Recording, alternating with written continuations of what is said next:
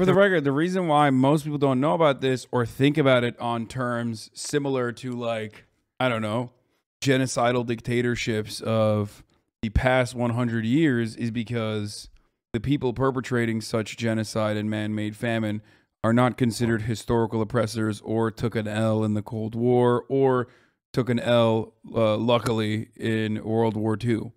So that's the reason why, like, it's okay when, you know, the good guys do it. Straight up. This is a reminder for you. That's where the camera is. For you to subscribe. Hit that button. Subscribe. Ring that fucking bell, baby. Let's go. We're done. I can't do this anymore. Here, we're watching how Britain starved Ireland, okay? Throwing a fucking bone to This is a story about Ireland. And it's a story about an event that you've probably heard of. Throwing a fucking bone. Might not. Throwing a goddamn bone to the Irish. All right, it's time. It's time for the fucking Irish to get a goddamn bone. The Irish Potato Famine. For fucking once, for fuck's sake. The Irish Potato Famine doesn't get a lot of attention. At most, it appears as a pretty simple story to explain Irish migration abroad. In the beginning, Irish people depended on the potato for food. Then there was a potato disease. Many Irish died, and others migrated abroad on what they called coffin ships to England, Scotland, Australia, and North America. But the story of the famine is a lot more complicated and a lot more disturbing than that. It was much less natural. Bro, this is the most Irish looking dude I've ever seen. I know he's like, I mean, he might not even be Irish, but he just looks so incredibly Irish. Much more artificial than you might think. And it all goes back to a man named Thomas Malthus.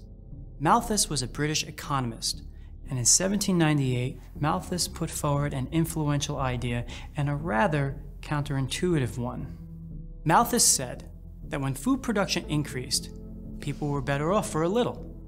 But that improvement led to an increase in population, which eventually caused societal problems. There were too many people and not enough food to go around. Poverty and famine were the natural results. Like animals, Malthus said, humans had a certain carrying capacity. Literally Thanos. Just Thanos. This is like where the Thanos snap comes from. Straight up. It's also incorrect.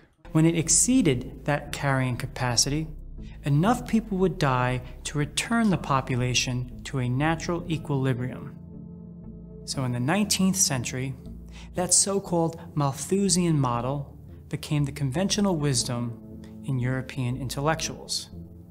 It led them to focus on what they called overpopulation and made them think of famine as nature reducing population to a sustainable level.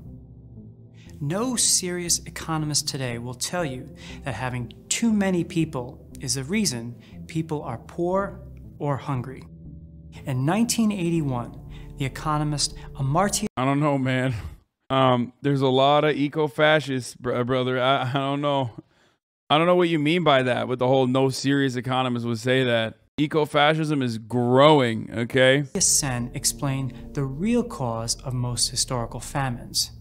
If you look at the historical record, Sen said, a collective lack of food is never the real problem. The irony, of course, is that, like, a lot of eco-fascists literally will...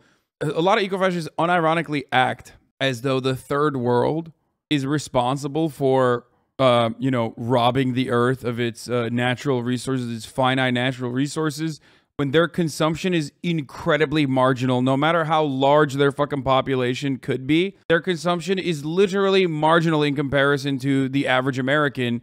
Sorry, we're a bunch of fat fucks, and we eat a lot, and we consume a lot, okay? That's just the unfortunate reality, whether you want to admit it or not. We in the Western world, okay, we are not the productive forces on this planet, and we just consume. We are just a consumption engine, okay? And ridiculous to assume that, like, you know, we need to do population control in Africa when, you know, we are the ones who are fucking consuming shit nonstop. Why make it about being fat? That's what you got out of this? God damn, dude. Yo, fat activists are just like, holy fuck. The cause of famines, while it often has something to do with a decline in... Are you turning eco-fascist? No, I'm making fun of the eco-fascists. First and foremost, this is this overconsumption or we don't have enough we don't have enough resources to take care of everybody is bullshit regardless, okay? But it's ridiculous to turn around and think that it's literally the fault of, like, you know, African nations. Agricultural production is more related to the unequal distribution of food. There's enough food for everyone, but some people can't exchange what they have for that food.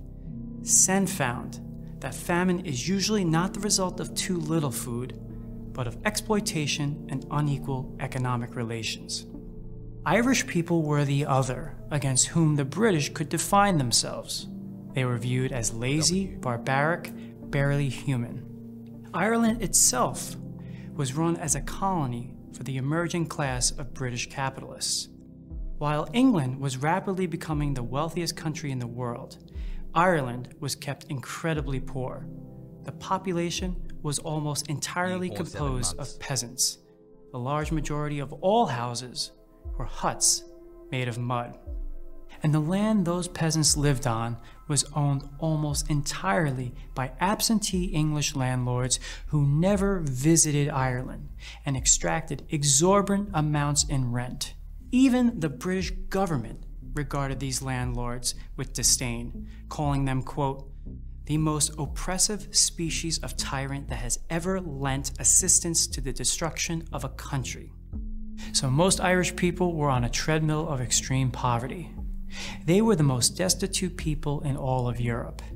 In many districts, one government report found, their only food is the... For the record, this is part of the reason why the Irish have a radical streak, and of course, on top of that, have been pretty solid defenders of Palestinian rights and liberation for a long time. Potato, their only beverage, water, a bed or blanket is a rare luxury. And that part about the potato is especially important. Ireland has a lot of fertile soil and a topography that is ideal for grazing cattle. But when the British came in and colonized Ireland, they systematically took that land and used it to produce beef for the domestic English market. And so the economically poor Irish turned to the potato, a versatile crop that could be grown in large numbers on bad soil. And while the potato was adaptable, it was also really unreliable. There had been widespread potato failures pretty much every other year in the 19th century. And in the Then why are a lot of Irish Americans so right-wing? Because they're fucking hogs, dude. They're not Irish anymore. They are centuries removed from colonial oppression. And also part of it is because they literally, in an effort to fit with America, decided to overcompensate when they originally were not or were not considered to be white as the rest of the whites, you know, overcompensated by being police forces everywhere. Okay, straight up, we're just like, oh yeah, well, you know, maybe if we just become the boot for the capital, we'll be accepted. And it was true. It was a good bargain. It did work. 1940s, a new potato disease, originally from North America, arrived in Europe. Huge potato crop failures sprung up in northern France, in Belgium, and in the Netherlands. But none of those places were as dependent on the potato as a source of food as was Ireland. So when the disease got to Ireland in the 1840s, the results were devastating. In 1845, about a third of the Irish crop was destroyed. By 1846, 75% of it was gone. Hunger spread rapidly with unprecedented severity. This period became known in Ireland as Ondrachil, the bad life. But as Amartya Sen observed, this wasn't just about a pure lack of food. In fact, during the entire period of the famine, Ireland was continuing to export food out of the country. Enough cows, sheep, pigs, and grain were being shipped out of Ireland that could feed the Irish population twice over. But the British government refused to do anything about it. Soon, the Irish began begging their British overlords for relief. And early on, the Conservative Party government, then the representatives of the old British aristocracy, had a fairly sympathetic response. They bought food from America and brought it to Ireland, distributing it to the poor. But in 1846, a different party, the Whigs, came to power in Britain. And the Whigs did not have the sort of aristocratic paternalism that the Conservatives had. They were advocates of a philosophy called laissez-faire, the idea that the free market, left alone, would solve virtually any problem. Yeah. So the person they put in charge of Famously. famine relief in Ireland was a man named Charles Trevelyan. Trevelyan had been a colonial administrator in India, and he was a big believer in those Malthusian ideas about population. He didn't really want to stop the starvation. He thought it was, well, necessary. The famine, Trevelyan said, was, quote, an effective mechanism for reducing surplus population. He said it was the judgment of God that sent the famine to teach the Irish a lesson.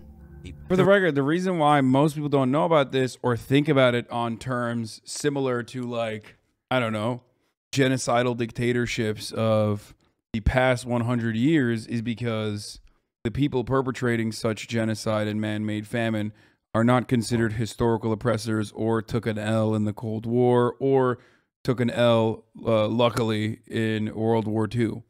So that's the reason why, like, it's okay when, you know, the good guys do it. Straight up. The real evil, he said, is not the physical evil of the famine, but the moral evil of the selfish, perverse, and turbulent character of the Irish people. So Trevelyan's solution to the famine was to let it ride.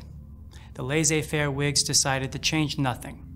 They refused to stop the movement of food to England and limited the amount of food they offered to the starving Irish people. The food that was being imported into Ireland was largely used not to feed the Irish, but to feed the cattle being slaughtered for British consumption.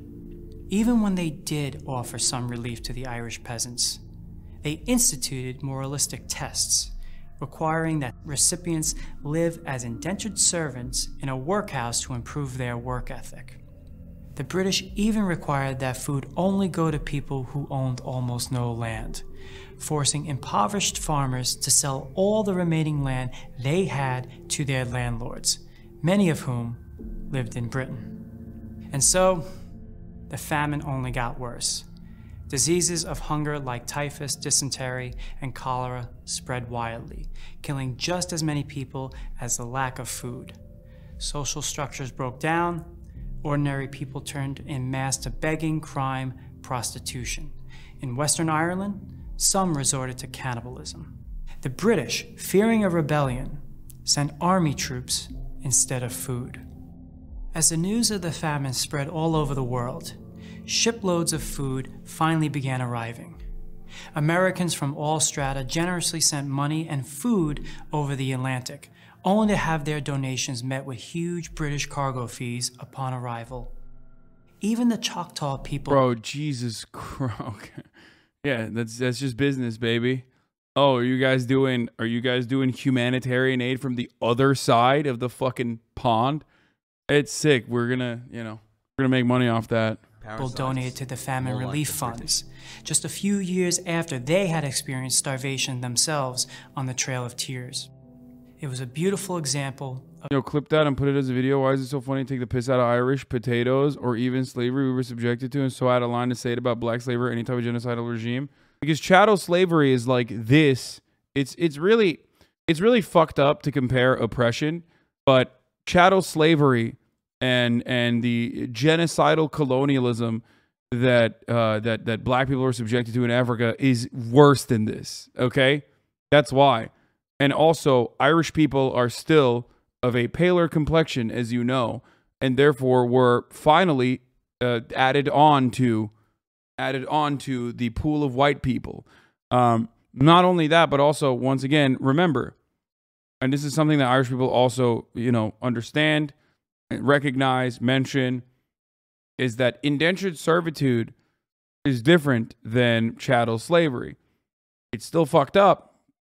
It's still, horrifying, morally abhorrent, but you can get out of indentured servitude. You can't get out of slavery. You know? There's nothing you can do about it. International solidarity. But these donations weren't enough to stop the ruthless exploitation by British landlords. Even when enough food was being imported, it wasn't getting to the Irish people. Get out of indentured servitude? Dude, are you really going to fucking try to make a comparison that indentured servitude was just as bad as chattel slavery? Please, go ahead. Make that argument, dude. Please explain it to me. I mean, I recognize how fucking disgusting it is.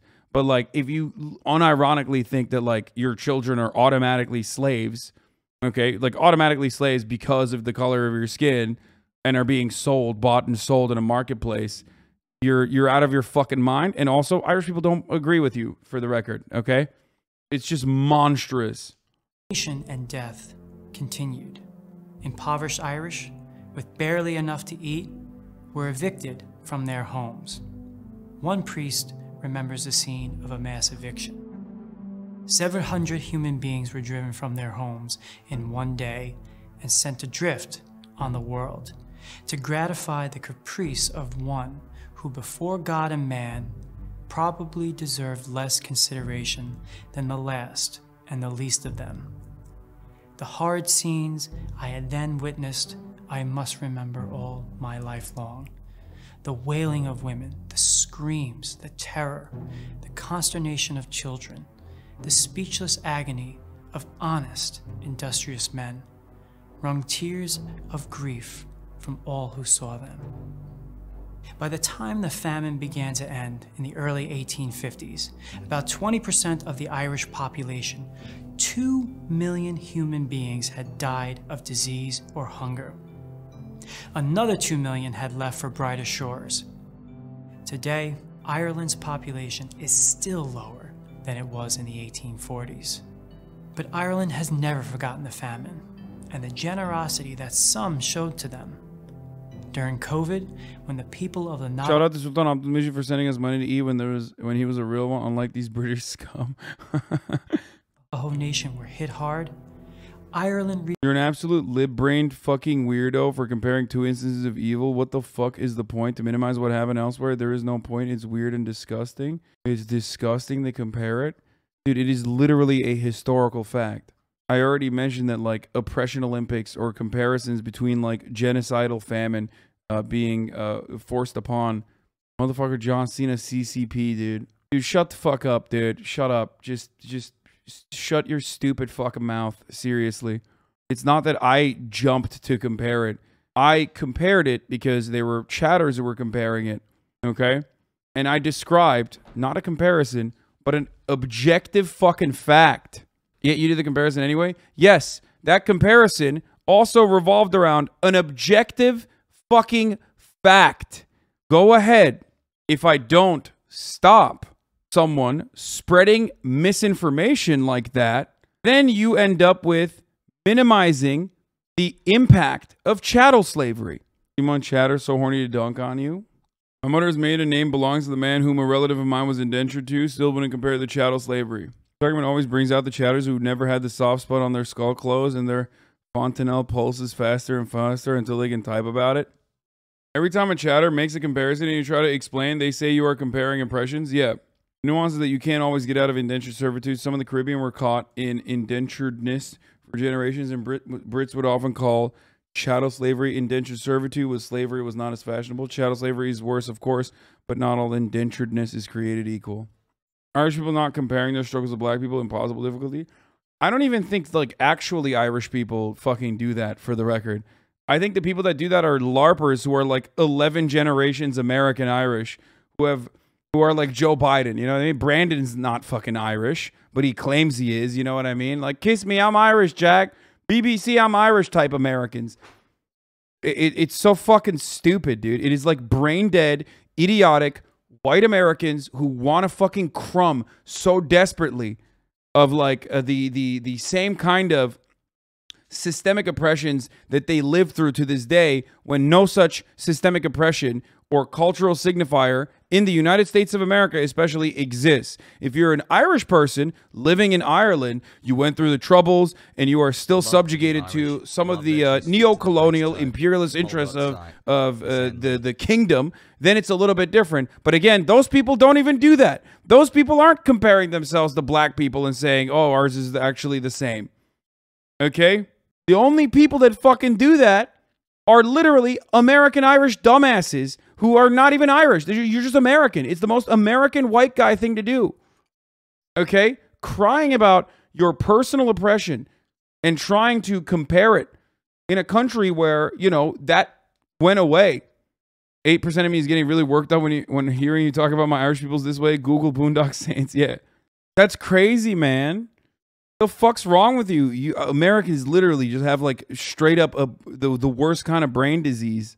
You're the one minimizing literally right now because you feel the need to compare every human atrocity to chattel slavery. No one said that Irish oppression was comparable to chattel slavery besides the useless baiters in the chat that you replied to. You're the one No, I'm not minimizing it. I'm not minimizing it. I am addressing a chatter who compared it, but you're incredibly fucking butthurt because, again, you are not actually an Irish person. You are multiple generations removed and LARPing as an Irish person in the United States of America, and you desperately want to fucking feel a crumb, just a crumb of brownie points. That's precisely what it is. You fucking fragile bitch. I can't, and ironically, I think you're doing it because you want to defend America too. This is Joe Biden's all these Irish posting right now. Yeah, BBC, I'm Irish. And by the way, this person isn't a fucking tanky, you dummies. This is literally one of those dudes who's just like, absolutely like sock them adjacent guy who fucking probably complains about tankies nonstop. 9 months of brain gunk. Oh, actually, he doesn't seem like it. Maybe he's not. But he is absolutely fucking losing his shit in the chat, saying I'm minimizing it. How the fuck did this conversation turn into, like, me, obviously, always in support of Irish people and their struggles, into me minimizing it? Dumbass. Best argument I've ever heard on how grossly different the Irish and black oppression is that Irish people are able to blend into American society in 2 generations. Yeah. You are correct. Johnson SCP. Remember this when the tankies are defending Russian imperialism because NATO is bad. You can't spell MLs without L's. Yeah. Oh, yeah.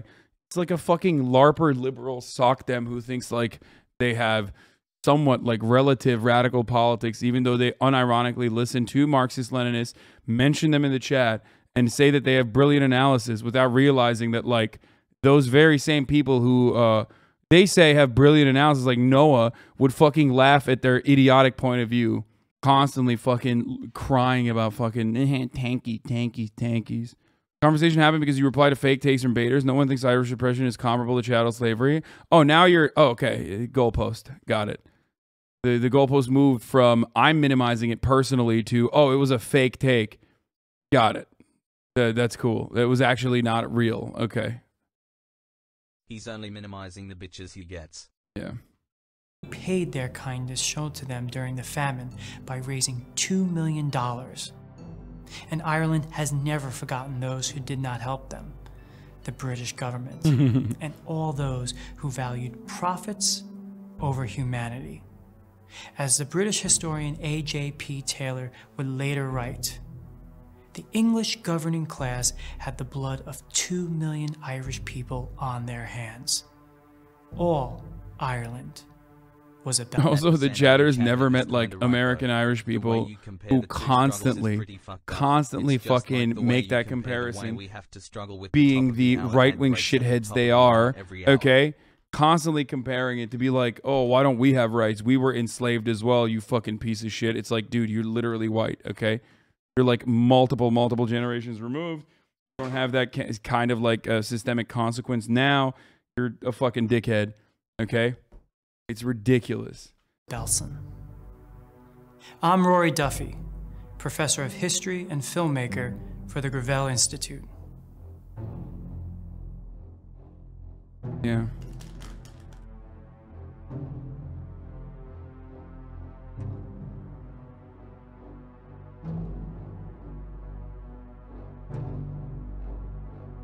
Yeah, take the L, John Cena CCP. Isn't that what your kind debate lords say?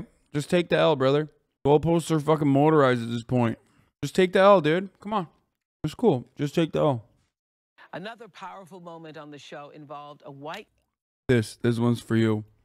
Obviously, everyone will be holding the L at the top of the hour unless they're subscribed, in which case they will no longer be holding the L's, if they are subscribed, that is, because they will be avoiding the top of the hour ad break. Said face. Right. So if you no longer want to be an L holder, all you need to do is subscribe for $5 or for free with the Twitch Prime or get gifted a sub. Here's the 1 minute ad break now. Man who wanted to experience what it would be like to live as a different race. Watch.